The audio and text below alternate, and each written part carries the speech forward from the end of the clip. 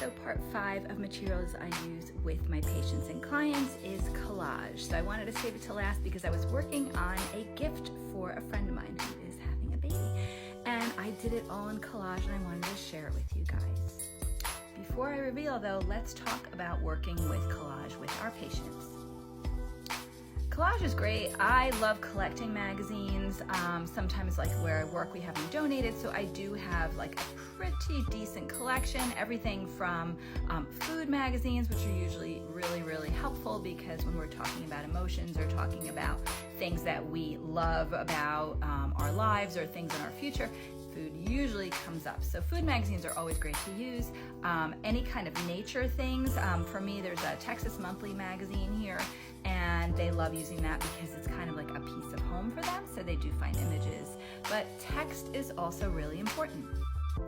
So I like the option of my patients being able to find words and then just tear them out. We do not use scissors in the facility that I work in, so I have taught them to tear. I actually give them a ruler and they just line the paper up and tear along it. Makes it a lot easier. Just a little clue for you. And words are great. So sometimes they're stumped and they don't know what they're feeling, and they'll just flip through a magazine and go, okay, that's an aha moment, and they'll work from there.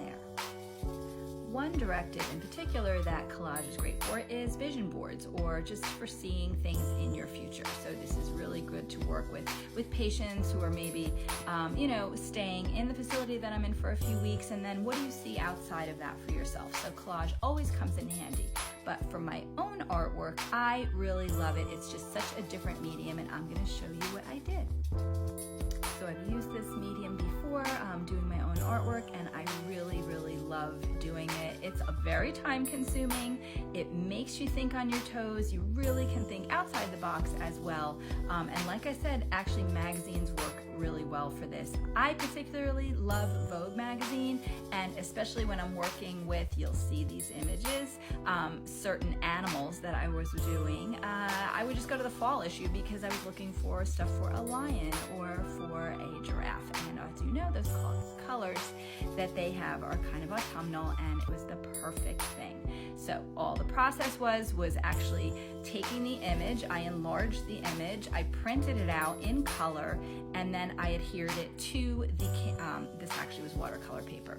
Then I worked on top of that image, tearing out pieces from the magazine and putting it all over. I actually did some detail with acrylic for the eyes and mouth and nose, as you will see.